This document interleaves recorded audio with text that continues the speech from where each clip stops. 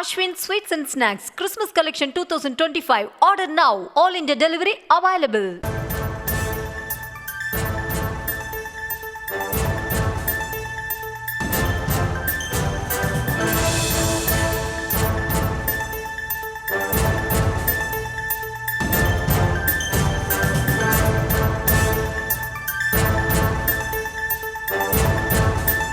விவசாய சங்கங்கள் ஒருங்கிணைப்பு குழு தலைவர் PR பாண்டியனுக்கு விதிக்கப்பட்டிருந்த 13 ஆண்டு சிறை தண்டனையானது நிறுத்தி வைக்கப்பட்டிருக்கிறது. இது தொடர்பான உத்தரவை சென்னை உயர்நீதிமன்றம் பிறப்பித்திருக்கிறது. விரிவான விவரங்களோடு இணைகிறார் எம்முடைய செய்தியாளர் மதியழகன். சென்னை உயர்நீதிமன்றம் என்ன உத்தரவு பிறப்பித்திருக்காங்க? முழுமையான விவரங்களை வழங்கல.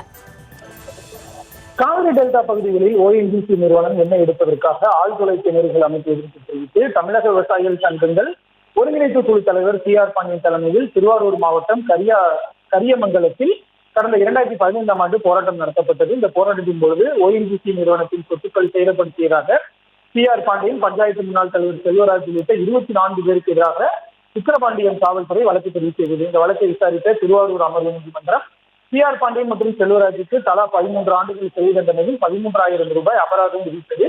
மேலும் வழக்கில் குற்றம் சாட்டப்பட்டிருந்த 22 பேர் விடுவிக்கப்பட்டனர். இந்த தீர்ப்பை அடுத்து திருச்சி மத்திய சிறையில் அடைக்கப்பட்ட PR பாண்டியன் சென்னை உயர்நீதிமன்றத்தில் மேல்முறையை எதிர்த்து மேல்முறையீடு மனு தாக்கல் செய்திருந்தார். அந்த மனுவில் தனக்கு விதிக்கப்பட்ட தண்டனையை நிறுத்தி வைத்து ஜாமீன் வழங்க வேண்டும் எனவும் கோரிக்கை வைக்கப்பட்டுள்ளது.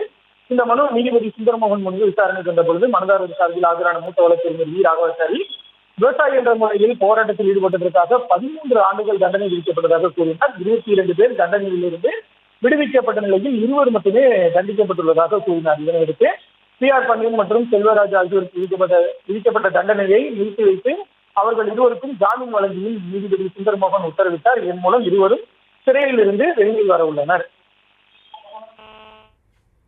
விவரங்களுக்கு நன்றி Mathiyazhagan. Ashwin Sweets and Snacks Christmas Collection 2025. Order now. All India delivery available.